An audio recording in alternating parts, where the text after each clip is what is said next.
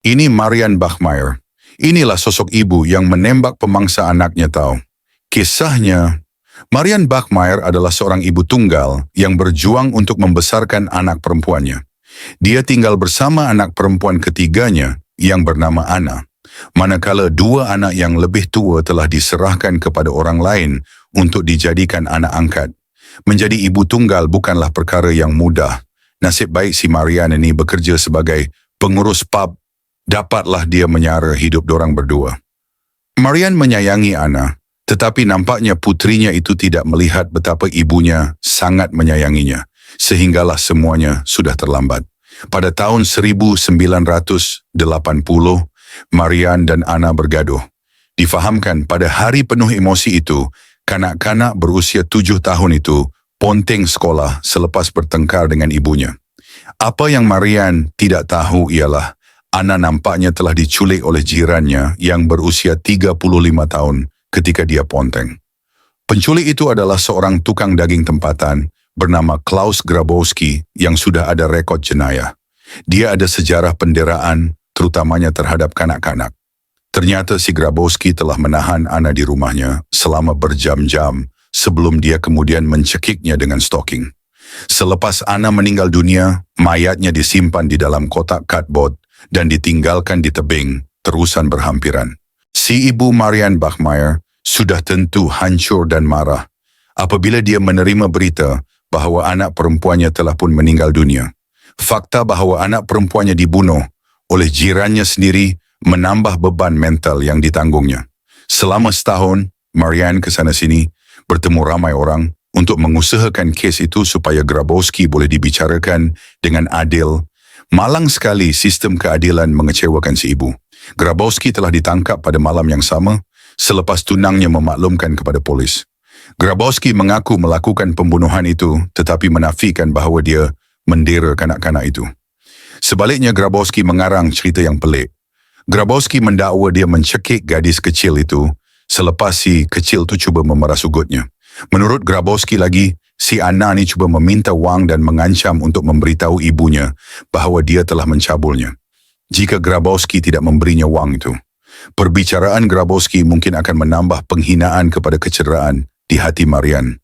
Peguam pembelanya bagaimanapun mendakwa anak guamnya bertindak di luar jangkaan kerana ketidakseimbangan hormon yang disebabkan oleh terapi hormon yang diterima Grabowski selepas dikebiri secara sukarela beberapa tahun sebelumnya. Pada masa itu, memotong kemaluan pesalah seks adalah amalan biasa.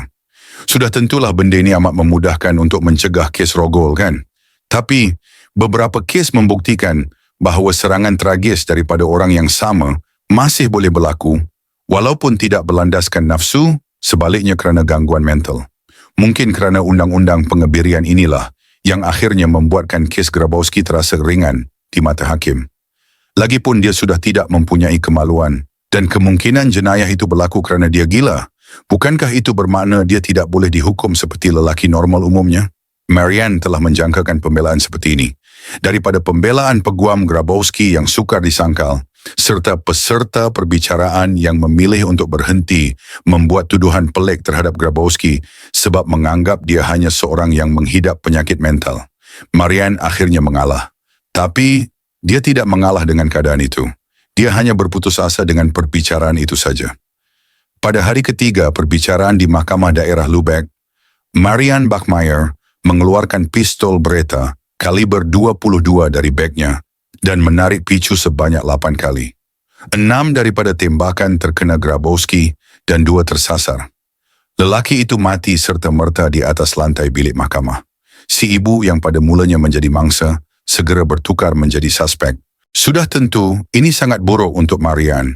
Dia kemudiannya ditahan sebelum kesnya diproses. Akhirnya, dia sendiri dibicarakan kerana membunuh. Semasa perbicaraannya, Marian bagi keterangan bahawa dia memutuskan untuk menembak Grabowski kerana malam sebelumnya dia bermimpi melihat anak perempuannya di bilik mahkamah. Seorang doktor yang memeriksanya berkata bahawa Marian telah diminta untuk sampel tulisan tangan dan di situ Marian menulis, "Saya melakukannya untuk awak, Anna."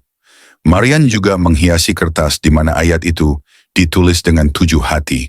mungkin bertujuan untuk mewakili setiap tahun kehidupan Ana. Sudah pasti tindakan Marian itu benar-benar mengejutkan orang ramai.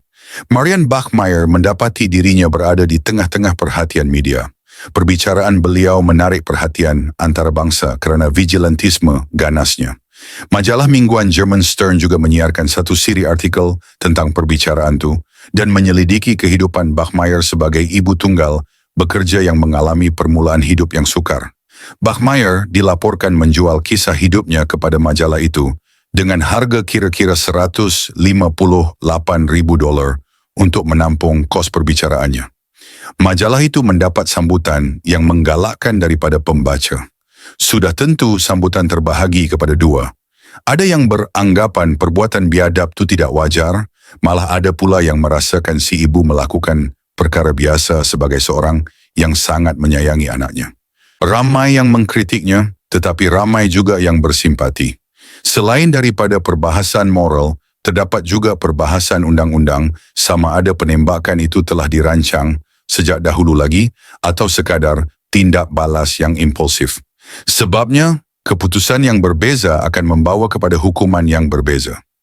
Beberapa dekad selepas kes itu tamat, seorang rakan yang dipaparkan dalam dokumentari mengenai kes itu mengaku menyaksikan Bachmeier berlatih menembak dengan pistol di ruang bawah tanah pubnya sebelum penembakan itu jadi. Dan ini menunjukkan bahawa perbuatan itu telah dirancang untuk masa yang lama.